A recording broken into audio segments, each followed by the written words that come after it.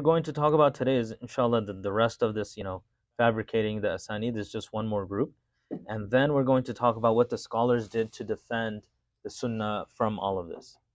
So we talked about, let's see, let me just do a quick recap. What are the 7 categories? Why people fabricated? Number 1, politics. And that was the first issue that occurred in Islam, political things. Number 2, hatred for Islam. So munafiqeen, zanadiqa, these are terms used for such people. They're not really Muslim. They claim to be Muslim outwardly. But you can see through their actions they actually want to destroy Islam, like the examples that we read. Racism and prejudice, very funny, different, hadith that obviously Nabi Sallallahu Alaihi Wasallam would not say, otherwise he's contradicting himself. Then storytelling, motivational speeches. So we talked about how people, in their zeal to share, or sometimes the speaker wants to make people cry. That's his goal. He doesn't care about anything else. He just wants to make someone cry. So then they will manipulate stories and things like that. It's not true at all. So we should be very careful. Our duties as people who are sharing the deen is to give the authentic deen, not to call people towards ourselves, but to call people towards Allah and His Messenger.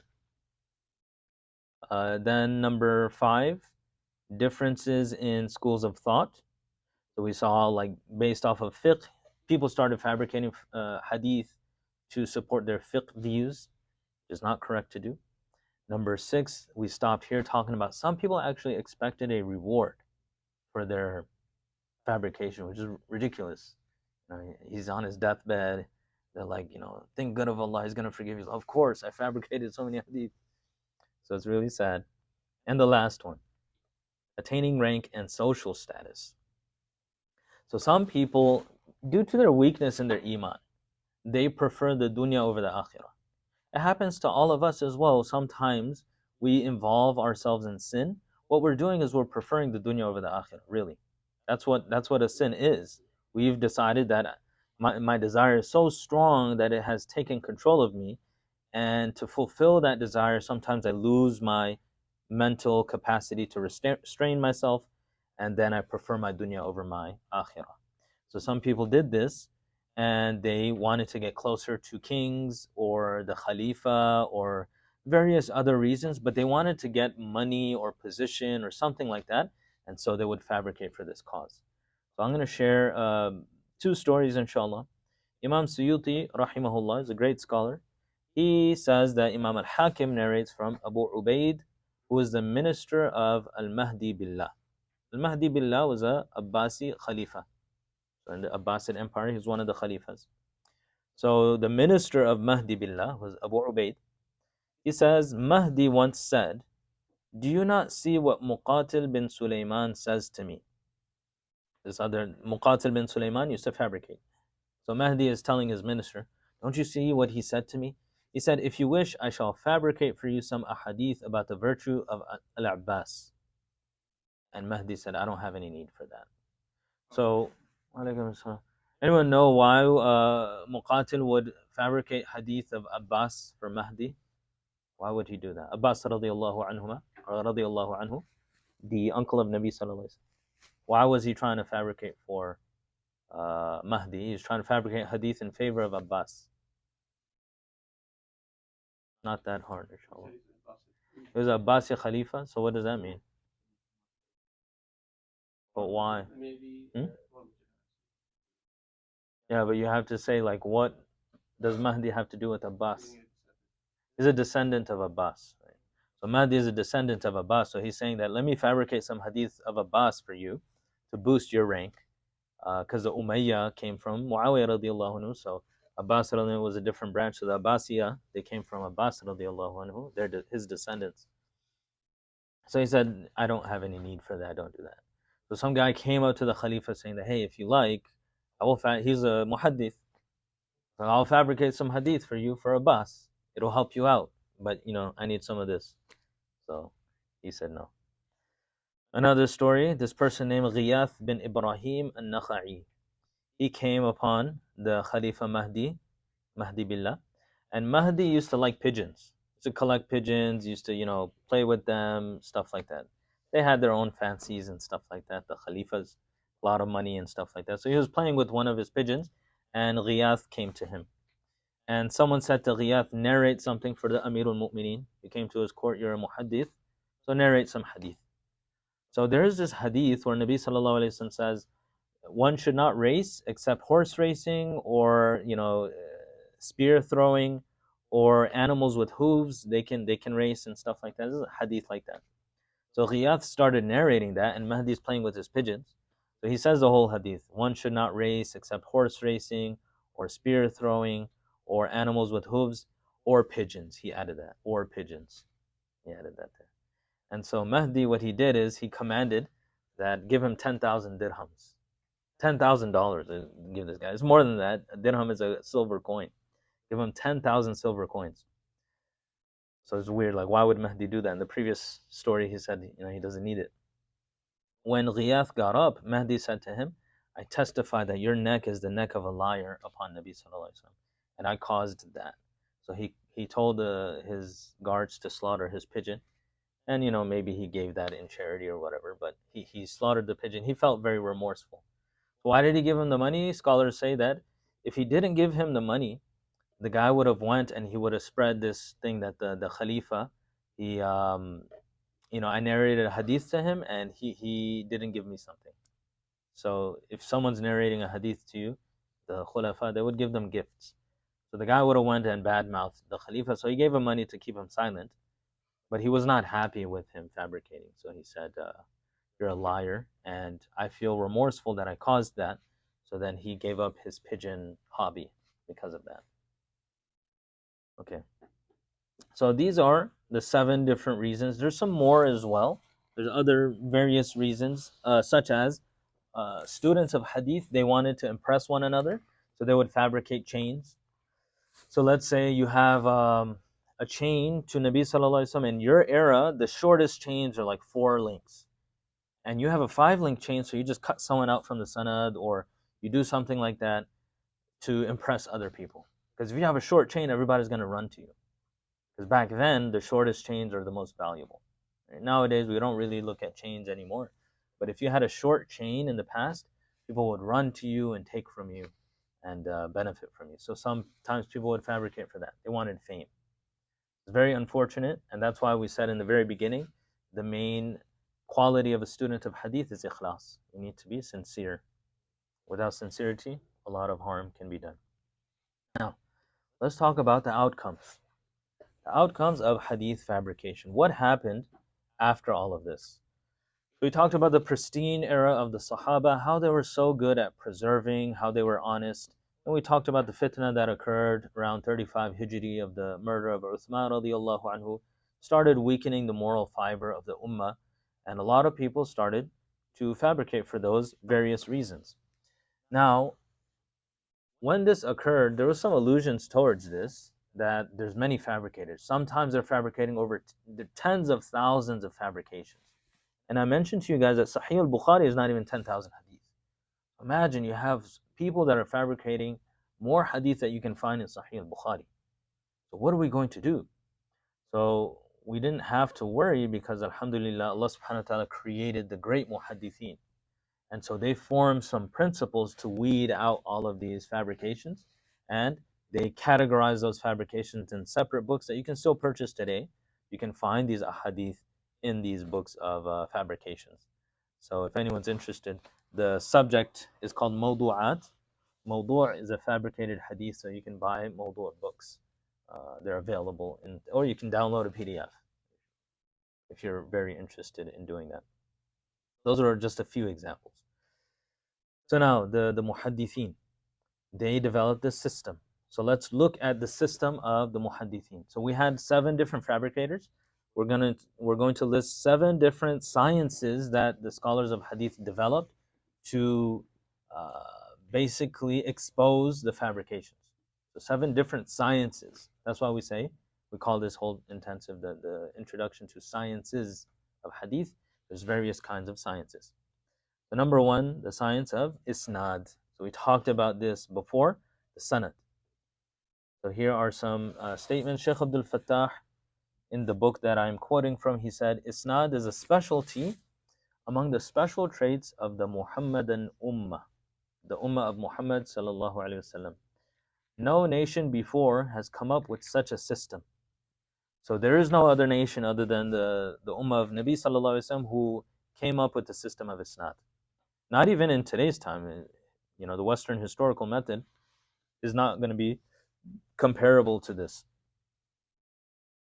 The system of Isnad has a great position in Deen, in our religion. Scholars have spoken in great detail in various ways regarding the virtues of it. Among the best statements said regarding Isnad is the words of Imam Abdullah ibn al-Mubarak. I'm going to quote him now. But what Shaykh Abdul Fattah is saying is, number one, Isnad, or the system of the sanad, the chain, this is only found in Islam. You won't find this elsewhere. Secondly, he says that no nation before and also no nation after. And there is no nation after the nation of Muhammad sallallahu alaihi wasallam, but after the scholars of Hadith have established Isnad, no one could make something like that. And he says the best praise that he has seen regarding Isnad is what Abdullah ibn al-Mubarak said. So what did Abdullah ibn al-Mubarak say? He said, Isnad, according to me, is a part of religion. Had it not been for Isnad, then anyone could say whatever they wanted. However, if it would be said to him, who narrated this to you? They would be bewildered. Okay, so Abdullah ibn al-Mubarak, he says here in his praise of Isnad, he says, number one, Isnad is part of Deen. Every field of Islam, whatever you can think of, whether it is fiqh, whether it is hadith, whether it is the recitation of Quran, whether it is history, whether it is Arabic grammar, all of these utilize Isnad. We don't really see it because we're not involved in the deeper aspects. Even Tajweed uses Isnad. You have Isnad for Tajweed. So you use the sanad system is not just something in hadith, but it is a hadith related science. It was used for everything in Islam. And in this specific book, Shaykh Abdul Fattah even shows in some chapters that regarding comedic stories, right, hikayat or funny stories. There's some books on funny stories. They even use Isnad for them. So the person who's quoting, you have like Kitabul Azkiya, Kitabul Aghbiya, the book of smart people, the book of foolish people. You can open it up. You can see the chain of narration from the author to the story that took place. It's like a funny story. And he has a whole bunch of funny stories in the book, but he uses a chain of narration to get there, to show you that this is an authentic story that actually happened. There's not a hadith at all, but he uses the chain. So every field in Islam uses this. Right? I don't know of a field that doesn't really use it. Maybe the rational sciences, some of the rational sciences don't necessarily use Isnad, but pretty much most of them do. So this is the first thing that was done to strengthen this the hadith of Nabi sallallahu alaihi wasallam. They protected the hadith of Rasulullah sallallahu alaihi wasallam through this. Okay, so I'll share some more anecdotes here. Okay, so Imam Shu'bah, he was a very great muhaddith. He was said to be the first to research Isnad in Iraq. In Iraq, he was the first to like look at narrators and say, okay, who is strong, who is weak. He's a very early tabi'i. So he says, any hadith without my teacher told me or my teacher informed me, without that, like without the sanad, it's like vinegar and vegetables. That's what he said. And so what does that mean? What he meant by that is it has no value. Vinegar and vegetables, you just go buy it, whatever, you use it, and it's whatever. It's useless. So he says, if you tell me any hadith and you didn't give me a sanad, then it's useless. I'm not going to take it. So this was the sentiment of the muhaddithin. They would not like anything without a sanad.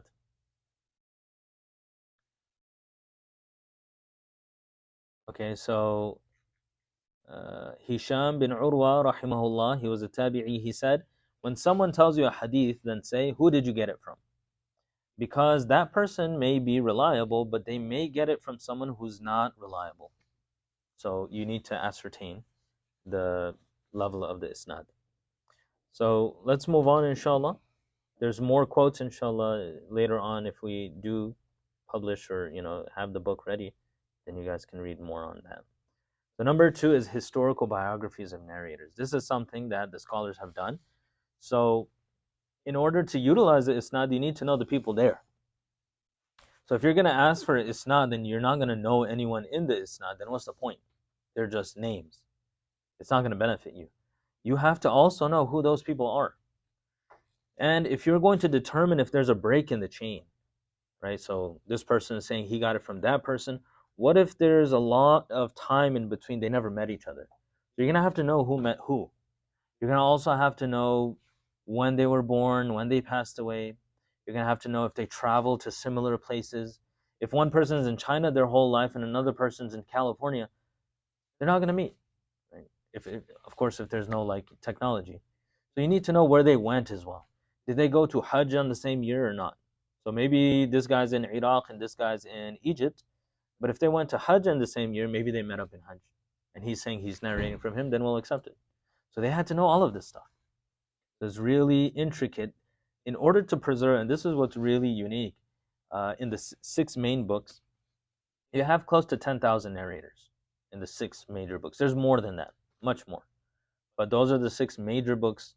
There's a reason why they became the major books. There's many more. But if you count all the narrators, you'll reach around 10,000, maybe 9, 10,000, something like that. So it's very unique that to preserve the words of one person, the scholars preserved the lives of 10,000 people. That's how valuable, and he's even more valuable, Nabi Sallallahu Alaihi Wasallam, of course. So they preserved the lives of everyone who narrated a hadith. So you can look up all the people in the chain. You can read about when they were born, when they passed away, who they met, who their teachers are, who their students are, and what they did. Are they reliable? What the scholars said about them. And we have books. This is called the field of Rijal, Tarikh Rijal, the history of narrators. And some of these books are like 50 volumes long, right? Really large. And we still have them today. I've got the opportunity to use them sometimes. You can read about these narrators. It's not like they don't exist, even if we don't know about them. Okay. So in order to inspect the isnad of a narration, the scholars of hadith documented the lives of the narrators. Imam Ibn al-Salah, he says in his book Ma'rifatu Anwa'i Ilmi al-Hadith, regarding knowing the history of narrators, one must understand the death dates of the Sahaba, the Muhaddithun, scholars, and their birth dates, and the length of their lives. Sufyan al-Thawri is reported to have said, when the narrators have lied, we used history against them. So if a narrator is saying, oh, I got it from this person, then the muhaddith who's really intelligent, he'll say, okay, you weren't alive when that person said that. So obviously you're lying. So they could catch people in their lie. If you tell a lie, then you have to tell more lies to keep that lie intact. So you'll get caught here or there. So they used to catch them by using tarikh and history. We narrate from Hafs bin Ghiyath that he said, when you find a sheikh who's accusable of dishonesty, then take him to task by using history. So they used to write down the history of all of this. And later on, inshallah, I'll give you some more stories. But here, this is one story. Imam Ibn Salah, he says, we narrate from Ismail bin Ayyash, who said, I was in Iraq, and some people of hadith came to me. They said, there's a person who narrates from Khalid bin Ma'dan. I went to him and said, in which year did you write from Khalid bin Ma'dan? He said, in 113 Hijri. I said to him, do you think you heard from Khalid bin Ma'dan 7 years after he died? Right, so this person came to them, and he was saying that, okay, I narrate from Khalid bin Ma'dan. He was like this big muhaddith. And so people are coming to him because now he's been passed away a while ago. So they're trying to get to his narrations because it's valuable, shorter link. So then this scholar went to him and he said, okay, mashallah, you heard from Khalid bin Ma'dan. Or let's say, who's a big sheikh that passed away a long time ago? Anyone know of a big sheikh that passed away some time ago? In America? No one really knows. So let's say 100 years from now, you have some big sheikh who was here in Georgia. I don't want to take any names, But anyway, big sheikh. Someone's narrating from that sheikh. So now everybody wants to take that narration because he was a big sheikh and it's been a long time and you have a direct link to him. So then he's asking him, which year did you write from him? He said 113, and that was 7 years after he died. So he used the tarikh against him. He found out that he's a liar. Right, so inshallah, there's going to be a more detailed story coming up regarding the history.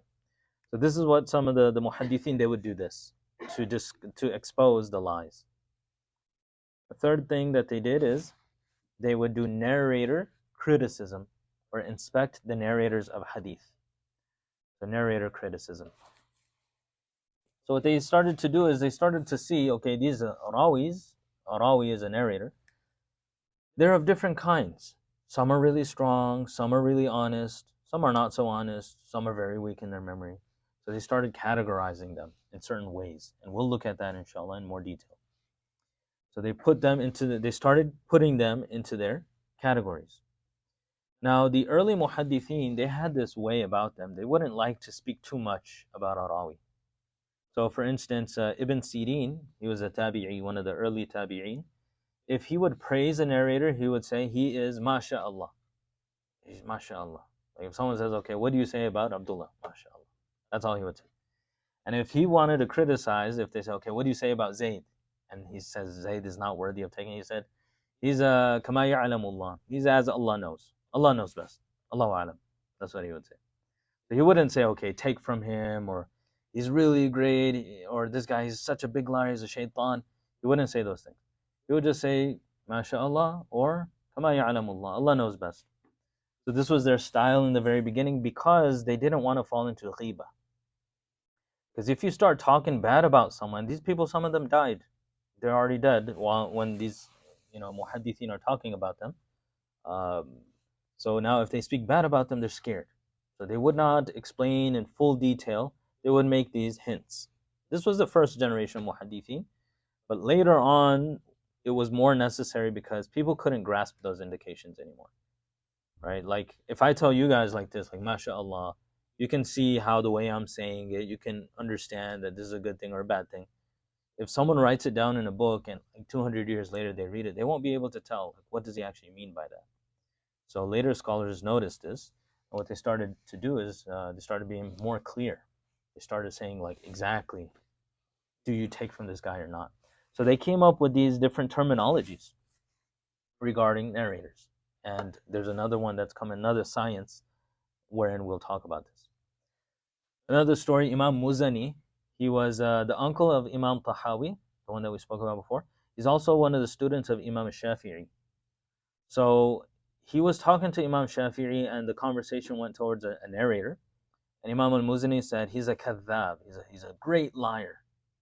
And Imam Shafi'i, he corrected him. He said, "O Abu Ibrahim, clothe your words and beautify them. Don't say he's a great liar, just say his hadith are nothing. His hadith are nothing. Don't say he's a great liar. Because, we're scared. We don't want to do ghibah. So word it in a way that, you protect yourself." That was the habit of the early muhaddithin, like Imam al-Shafi'i. But later on, they started being more clear. So sometimes you'll find them saying, if a guy's really bad, we're going to talk about how a narrator could be bad. If a narrator's reliability is bad, that's really harmful. If their accuracy is bad, it's not as harmful. We'll talk about those terms. So sometimes if a narrator is unreliable, they'll say he's a kadhab, he's a great liar, or he's a dajjal, he's dajjal. They'll call him dajjal. Or they'll say he's shaitan, or things like that. But it's not ghibah, it's to tell you these are certain terms that they came up with. They're actual terms. You can call this person a shaitan when he does this. Now, if you and I start calling people shaitan, if it's in front of their face, that's cursing them. And if it's behind their backs, that's ghibah or slander. So we cannot do that. This is a term that the scholars of hadith came up with to determine the level of hadith. And it is excused for them. Right? So speaking bad about people is necessary if you're going to protect the deen. And in that situation, it's allowed. Otherwise, it's not. And it's not like they're saying, things that are not true. If a person is fabricating hadith against Nabi sallallahu alaihi wasallam, he is a shaitan. But it's not for me and you to say. This is what they said in the book. Okay, so regarding Imam Shu'bah, he said that if I was going to favor someone, I would have favored Hisham bin Hassan. He's my son-in-law, but he has very bad memory. So I'm not going to favor him. But if I was going to favor someone, I would have favored him. I would have lied about him, but I'm not going to lie. He's weak. Abu Dawood, who's the author of a famous book of hadith, he said, my son Abdullah, he's a kadhab. He's a great liar. Don't take from him. He's very honest. His son was a great liar, and he couldn't hide it. Ali ibn al-Madini was a very great scholar. He's the teacher of Bukhari. Someone came to him and they asked him, what's your father's ranking in Hadith? They said, ask someone else. Don't ask me. So then they asked him again. And he said, this is part of deen. I cannot hide the truth. My father's a liar. Don't take from. Or my father's weak in Hadith. My father's weak, he said. He didn't want to say it because it's his father. He doesn't want to disrespect his father. But he knew that the respect for his father is below preservation of deen. So he had to tell them. So this is what they used to do. They used to criticize narrators when necessary. And there's some strict conditions for this. In the books of Hadith, the scholars write out conditions for this. Because if you trespass those boundaries, you fall into ghiba or you fall into something very harmful. So there are conditions for it. You can't just say whatever you want. We're not going to go into all of those conditions here.